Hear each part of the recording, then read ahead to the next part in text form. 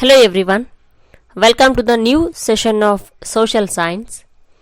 I am Kavita here to present a very interesting new lesson from social part, that is Unit 7, Mauryas and Kushanas. In today's session, we are going to learn the great and the first dynasty of India, that is Maurya dynasty. So, from Maurya dynasty, we are going to learn important topics. Those are introduction and reference sources, Chandragupta Maurya and the great Ashoka, and as well as Kalinga War. These are all the concepts we are going to learn in today's session. Let's start our class with the introduction. So, as we know, our ancient history. So, in a previous videos we discussed about the ancient civilization of the India. Which one? That is Harappa civilization or Indus Valley civilization.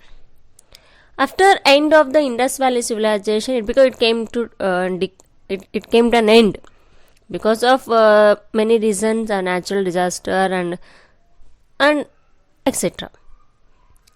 After that, the Vedic period had started. This concept also we discussed in a previous videos also. So, Vedic period, the Varna system and Yagnas and Yagas, Vedas, Upanishad, Shlokas and pre-Rigveda period and post-Rigveda period. Then after that, we discussed about the new religion, the rise of new religion in our India. So, these are all the concepts we discussed in a previous video. So, as we know, India was ruled by many dynasties and India had a very rich culture because of unity in diversity. Here, which was the first dynasty of India and who was the prominent king of the Maurya dynasty and their contribution, and which are the sources are available to know about Maurya dynasty. So as we know here, without sources it is highly impossible to know about history. In the same way, each and every dynasties of India had their own reference sources because to know their history, and which are the sources are available to know about Maurya dynasty and the prominent king. So here, India's first dynasty, it is none other than Maurya dynasty. They ruled from Magadha. So ಭಾರತದ ಮೊದಲ ರಾಜ ಮನೆತನ ಸಾಮ್ರಾಜ್ಯ ಯಾವುದು ಅಂತಂತಂದರೆ that is none other than Maurya dynasty. They started to rule from Magadha. ಅವ್ರು ಎಲ್ಲಿಂದ rule ಮಾಡೋಕ್ಕೆ ಸ್ಟಾರ್ಟ್ ಮಾಡ್ತಾರೆ? ಮಗಧದಿಂದ ರೂಲ್ ಮಾಡೋಕ್ಕೆ ಸ್ಟಾರ್ಟ್ ಮಾಡ್ತಾರೆ. And Chandragupta Maurya, Bindusara and Ashoka are the prominent kings of the Maurya dynasty. And Maurya dynasty was established by it is none other than Chandragupta Maurya. The name of Chandragupta Maurya was made the recording it by Megasthenes, the Greek ambassador, his book Indica. ಆ ಚಂದ್ರಗುಪ್ತ ಮೌರ್ಯನ ಬಗ್ಗೆ ತಿಳ್ಕೋಬೇಕು ಅಂತಂದರೆ ನಮಗೆ source ಯಾವುದು ಅಂತಂದರೆ Megasthenes Indica. So Maurya dynasty capital that is Pataliputra. Now we are calling Patna. So Pataliputra was the capital city of Maurya dynasty. And the next move on, reference sources. Just one thing keep it our mind, without sources it is highly impossible to know our history. So as we discussed this concept in a previous video, so in previous lessons also, isn't it? Yes. So sources are like a backbone for the history. So sources. But though the sources materials are less to know about Maurya, this available sources provided valuable information on Maurya dynasty. ಅಂದರೆ ಅತಿ ವಿರಳ ಅಂತ ಹೇಳ್ಬೋದು, because it was on ancient dynasty. ಪ್ರಾಚೀನ ಕಾಲದ ಮೊದಲ ರಾಜ ಮನೆತನ ಸಾಮ್ರಾಜ್ಯ ಅಂತಂದರೆ ಅದು ಮೌರ್ಯ ಡೈನಸ್ಟಿ ಅಂತ ಹೇಳ್ತೀವಿ. ಆದರೆ ಅದರ ಬಗ್ಗೆ ತಿಳ್ಕೊಬೇಕು. Because at the time return documents var two less, so that only the few available sources provided a valuable information on Maurya dynasty. Because sources, it's very important. ನಮಗೆ ಆಧಾರಗಳಿಲ್ಲ ಅಂತಂದರೆ ಯಾವುದೇ ಒಂದು ಮಾಹಿತಿ ನಮಗೆ ಸಿಗೋದಿಲ್ಲ. So each and every dynasty had their own reference sources. But Maurya dynasty had less material, but although they provided valuable information. So, which are the sources and which are the materials are available? Yes, that is Megasthenes Indica, Kautilya's Arthashastra, Vishakadatta's Mudra Rakshasa, Deepavamsha and Mahavamsha, and as well as inscriptions of Ashoka. These are the best and valuable materials to know a Maurya dynasty. And Megasthenes Indica. Let us discuss about Megasthenes Indica. So Megasthenes was in India as the ambassador of Greek in the court of Chandragupta Maurya. Andre basically Megasthenes, he was from other country, he from Greek, but he was in India as the ambassador. ಒಬ್ಬ ಗ್ರೀಕ್ನ ರಾಯಭಾರಿಯಾಗಿ ಭಾರತದಲ್ಲಿ ಇರ್ತಾನೆ. So ಯಾರ ಮನೆತನದಲ್ಲಿ, ಯಾರ ಒಂದು ಆಸ್ಥಾನದಲ್ಲಿ? ಚಂದ್ರಗುಪ್ತ ಮೌರ್ಯನ ಆಸ್ಥಾನದಲ್ಲಿ. So Megasthenes, he was an ambassador of a Greek and he was in Chandragupta's court. He has recorded his experience in the at Pataliputra. So ಇವ್ರು ಏನು ಮಾಡ್ತಾರೆ ಅಂದರೆ ತಮ್ಮ ಅನುಭವವನ್ನು ತಮ್ಮ ಒಂದು ಕೃತಿಯಾದಂತಹ ಇಂಡಿಕಾದಲ್ಲಿ ಮೆನ್ಷನ್ ಮಾಡ್ತಾರೆ. So he has recorded his experience at Pataliputra. As I told now, Pataliputra was the capital city of Maurya dynasty. So his literary work Indica.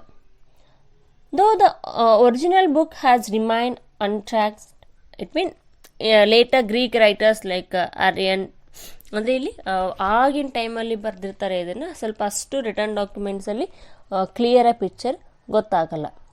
So Indica reveals the city of administration and social and religious life of Mauryan period.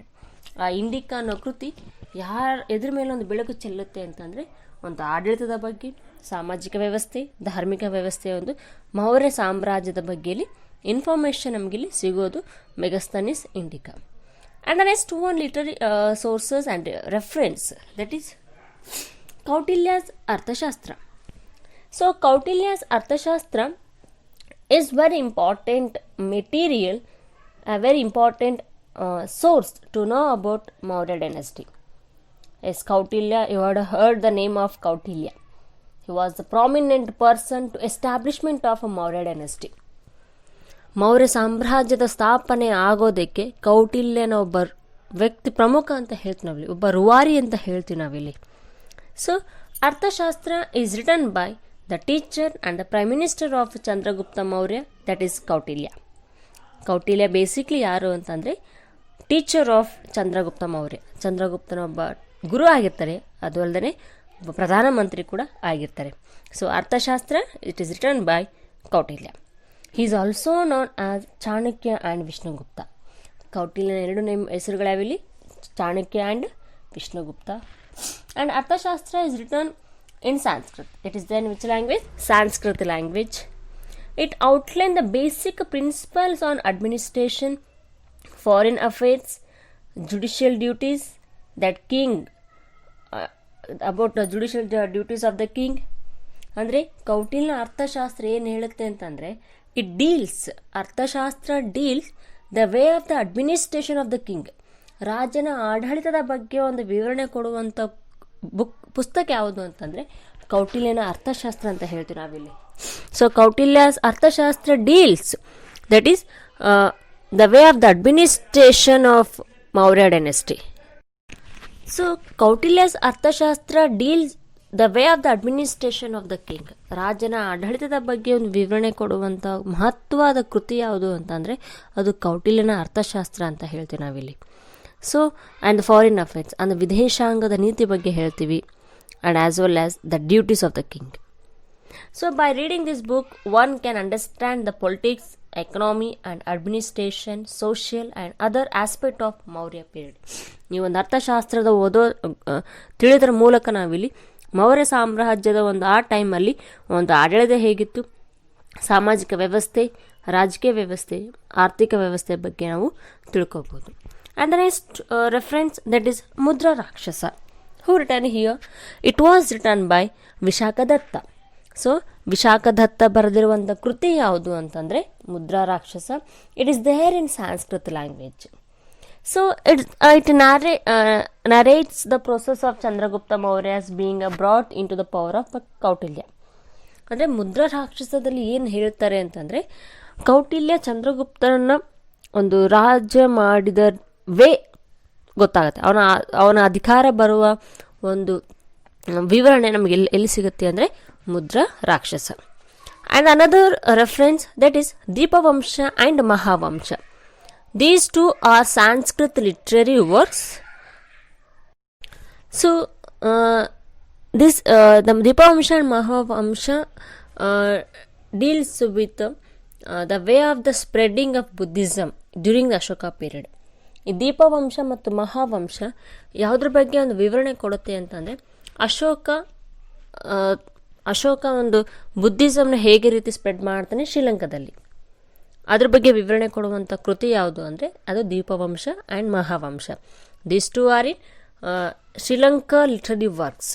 ಅವು ಯಾವುವು ಅಂತಂದರೆ Sri Lanka literary works. And this it gives information the spreading of Buddhism in the Sri Lanka during Ashoka period. ಅಶೋಕನ ಅವಧಿಯಲ್ಲಿ ಬೌದ್ಧ ಧರ್ಮ ಯಾವ ರೀತಿ Ashoka spread ಮಾಡ್ತಾನೆ ಶ್ರೀಲಂಕಾದಲ್ಲಿ ಅನ್ನೋದನ್ನು ಇದು ವಿವರಣೆ ಕೊಡುತ್ತೆ. And next inscriptions of Ashoka, a very important material and available source during the Maurya dynasty. Definitely by the inscription we will get lot of information about Maurya dynasty. So inscriptions are the authentic source of the information on Ashoka. ಅಶೋಕನ ಬಗ್ಗೆ ತಿಳ್ಕೋಬೇಕು ಅಂತಂದರೆ ನಾವಿಲ್ಲಿ ಅವನ ಬರೆದಿರುವಂತಹ ಶಾಸನಗಳೇ ನಮಗಿಲ್ಲಿ ಆಧಾರ ಅಂತ ಹೇಳ್ತೀವಿ. So as we studied in first lesson sources, in that we discussed about inscription. So as I told in previous first lesson, Ashoka is called the father of inscription because he was the first person to start inscription. So inscriptions are the authentic source of information on Ashoka. ಅಶೋಕನ ಬಗ್ಗೆ ತಿಳ್ಕೋಬೇಕು ಅಂತಂದರೆ ನಮಗೆ ಇಲ್ಲಿ ಬರುವಂತಹ ಒಂದು ಮಹತ್ವದ ಒಂದು ಆಧಾರ ಯಾವುದು ಅಂತ ಅಂದರೆ ಅದು ಅಶೋಕನ ಶಾಸನಗಳಂತ ಹೇಳ್ತೀವಿ ನಾವಿಲ್ಲಿ. They tell about the boundaries of Ashoka's empire and his effect to spread dhamma and details on Kalinga battle. ಈ ಒಂದು ಅಶೋಕಾಸ್ ಇನ್ಸ್ಕ್ರಿಪ್ಷನ್ ಏನು ಗೊತ್ತಾಗುತ್ತೆ ಅಂದರೆ ಅಶೋಕನ ಒಂದು ವಿಸ್ತರಣೆ, ಎಲ್ಲಿವರೆಗೂ ಸಾಮ್ರಾಜ್ಯ ವಿಸ್ತರಣೆ ಆಗಿತ್ತು ಮತ್ತು ಕಳಿಂಗ ವಾರದ ಬಗ್ಗೆ ಮತ್ತು ಧಮ್ಮ ಅಂದರೆ ಬುದ್ಧಿಸಮ್ನ ಹೇಗೆ ಸ್ಪ್ರೆಡ್ ಮಾಡ್ತಾನೆ ಇದ್ರ ಬಗ್ಗೆ ಅಶೋಕನ ಶಾಸನಗಳಲ್ಲಿ ನಮಗೆ ಗೊತ್ತಾಗತ್ತೆ. So it is about reference sources to know about Maurya dynasty. And the next move on, Chandragupta Maurya. Yes, as I told in introduction, Chandragupta Maurya was the founder of the Mauryan dynasty. Yes, Chandragupta came to power by the dethroning the last king of Nanda dynasty under the guidance of his teacher Kautilya at the age of 25 years. ಅಂದರೆ ಮೌರ್ಯ ಸಾಮ್ರಾಜ್ಯದ ಮೊದಲ ಸ್ಥಾಪಕ ಯಾರು ಅಂತಂದರೆ ಇಲ್ಲಿ that is none other than Chandragupta Maurya. Chandragupta Maurya was the founder of Maurya dynasty and he came to power by the dethroning the last king of Nanda dynasty. Chandragupta Maurya ಸಾಮ್ರಾಜ್ಯದ ಸ್ಥಾಪಕ ಆಗ್ತಾನೆ. ಇವನು ಯಾರನ್ನು ಸೋಲಿಸ್ಬಿಟ್ಟು ಅವನ ಅಧಿಕಾರಕ್ಕೆ ಬರ್ತಾನೆ ಅಂತಂದರೆ that is Nanda dynasty under the guidance of his teacher Kautilya. ಯಾರೋ ಒಂದು ಮಾರ್ಗದರ್ಶನ ಅವನು ಪಡ್ಕೊತಾನೆ, that is Kautilya.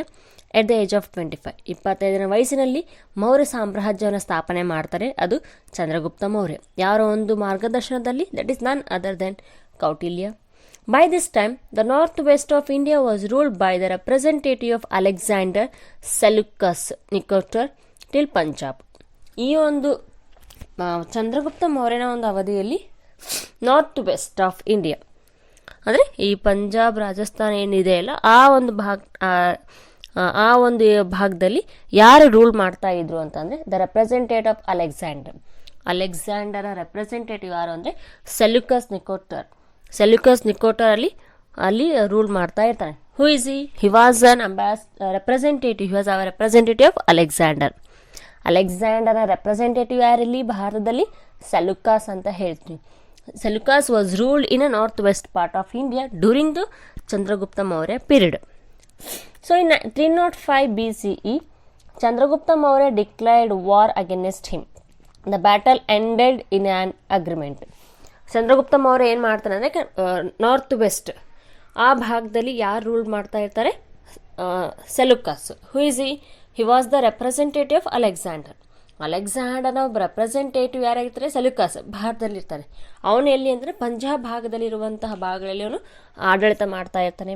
In 305 BCE, Chandragupta Maurya had declared war against Seleucus, but this war ended in an agreement. But ಈ ಒಂದು ಯುದ್ಧ ಒಂದು ಒಪ್ಪಂದದ ಮೇರೆಗೆ ಇದು ಮುಕ್ತಾಯ ಆಗುತ್ತೆ. So according to agreement, Seleucus hand over 4 territories that included today's Afghanistan, Baluchistan to Chandragupta Maurya. ಈ ಒಂದು ಒಪ್ಪಂದದ ಆಧಾರದ ಮೇಲೆ, ಈ ಒಪ್ಪಂದದ ಪ್ರಕಾರ ಸೆಲ್ಯೂಕಸ್ ಅಫ್ಘಾನಿಸ್ ಮತ್ತು ಬಲೂಚಿಸ್ತಾನ ಚಂದ್ರಗುಪ್ತ ಮೌರ್ಯಗೆ ಬಿಟ್ಕೊಡ್ತಾನೆ. And as well as Chandragupta Maurya married his daughter to him. ಅಂದರೆ ಚಂದ್ರಗುಪ್ತ ಮೌರ್ಯ ಏನು ಮಾಡ್ತಾನೆ ಅಂದರೆ ಅವನ ಮಗಳನ್ನು ಇವನು ಮದುವೆ ಆಗ್ತಾನೆ. So with this the Magadha empire established a rule over the north western area.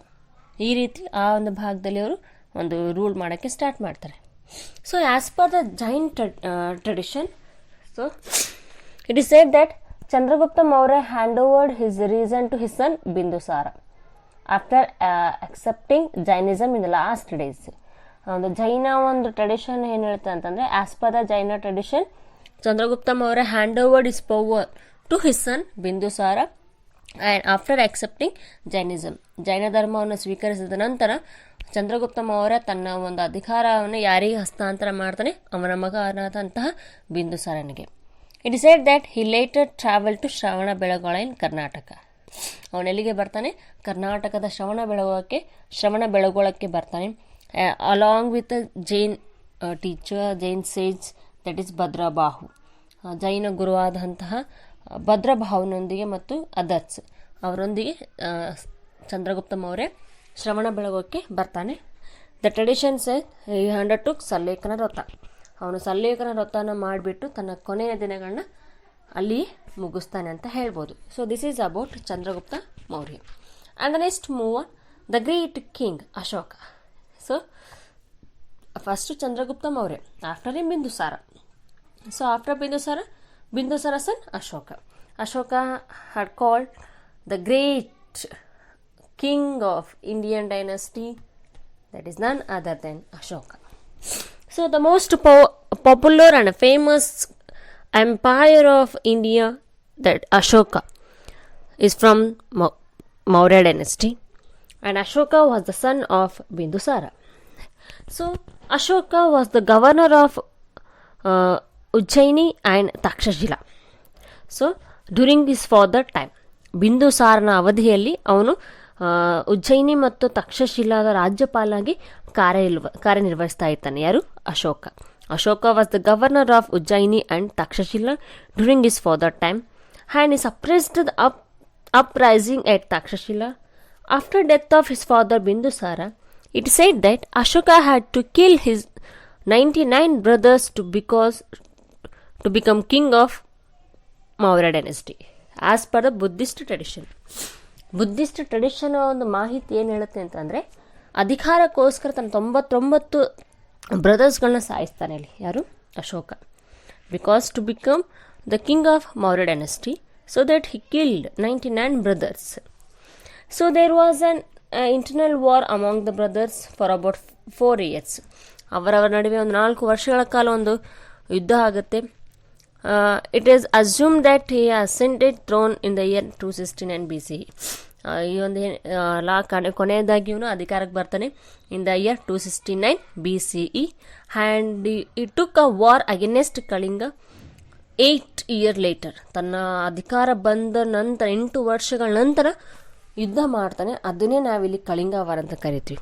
So he came to power in the year 269 BCE and he waged a war against Kalinga king 8 years later. 8 ವರ್ಷಗಳ ನಂತರ ಅಂದರೆ ಅಧಿಕಾರಕ್ಕೆ ಬಂದು 269. 8 ವರ್ಷ ಅಂದರೆ ಎಷ್ಟಾಗುತ್ತೆ? 269 BCE ಆಗುತ್ತೆ. So the first and the final war of Ashoka, that is Kalinga war. This war the only war waged by him after becoming king. ರಾಜ ಆದ ನಂತರ ಮಾಡಿದಂಥ ಒಂದೇ ಒಂದು ಯುದ್ಧ, first and the last war, that is Kalinga war. And the next move on, that is Kalinga war. So Ashoka declared war on the Kalingas who refers to accept the rule of Maurya Empire in 269 BCE. ಅಂದರೆ ಕಳಿಂಗ ವಾರ ಆಗಿದ್ದು ಯಾವಾಗ ಇಲ್ಲಿ 261 BCE. So Ashoka declared war against the king, Kalinga king, 261 BCE. So the 13th rock inscription of Ashoka provides more information on this battle. ಅಶೋಕನ ಒಂದು 13ನೇ ಬಂಡೆಗಲ್ಲು ಶಾಸನ, 13th rock inscription of Ashoka provides more information on this battle. Kalinga ವಾರ್ನ ಬಗ್ಗೆ, ಕಳಿಂಗ ಯುದ್ಧದ ಬಗ್ಗೆ ಅಶೋಕನ 13ನೇ ಬಂಡೆಗಲ್ಲು ಶಾಸನ explain ಅಂದರೆ ವಿವರಣೆ ಕೊಡುತ್ತೆ ಅಂತ ಹೇಳ್ತೀವಿ. According to Ashoka, according to this rock inscription, Ashoka declared war on Kalinga 8 years after the becoming king.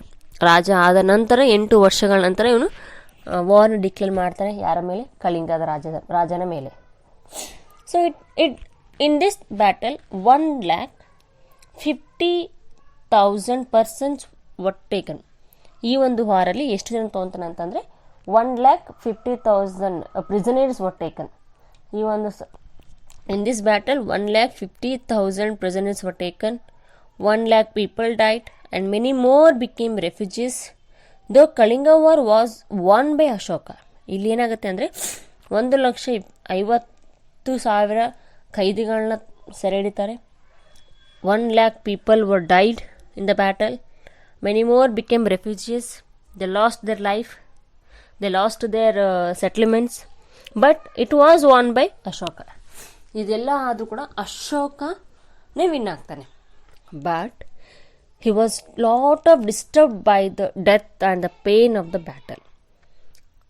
So war was won, Kalinga war was won by Ashoka only, but although he disturbed lot of disturbance, death and pain of the battle, ಯುದ್ಧದ ಒಂದು ಸಾವು ಮತ್ತು ನೋವಿನಿಂದ ಬಹಳಷ್ಟು disturb ಆಗ್ತಾನೆ. So he decided not to wage war thereafter. By the Kalinga war he decided not at all to wage war thereafter. Kalinga war ಆದ ನಂತರ ಅದರಿಂದ ಡಿಸ್ಟರ್ಬ್ ಏನಾಗಿರ್ತಾನೆ ಇಲ್ಲಿ, ಅದಾದ ನಂತರ ಯಾವುದೇ ಒಂದು ಯುದ್ಧ ನೀನು ಕೈಗೊಳ್ಳೋದಿಲ್ಲ. He consider victory of religion is better than the victory in the battle field. ಅಂದರೆ ಅವನು ಧರ್ಮವನ್ನು ಜಯಿಸೋದು ಮೇಲು ಅಂತ ಹೇಳ್ತಾನೆ ಎದಕ್ಕಿಂತ, ಯುದ್ಧದಕ್ಕಿಂತ. So he consider victory of religion is better than the victory of the battle the field. So he went to in the repentance on seeing the devastation created by the war. ಆಗ ವಾರಿಂದ ಆದಂತಹ ಒಂದು ಏನು ಘಟನೆ ಆಗಿರುತ್ತೆ ಅಲ್ಲಿಂದ ಏನಾಗುತ್ತೆ ಅಂದರೆ he inspired by the Buddhism, he decided his remaining life to spread the message of peace. Later on he accepted Buddhism and he spread Buddhism thoughts, philosophy for the people. And he decided his remaining life to spread peace. So by this concept, today we have completed one of the most session of social science, and remaining topics we will study in the next session. Till then, keep watching the video. Thank you and have a nice day.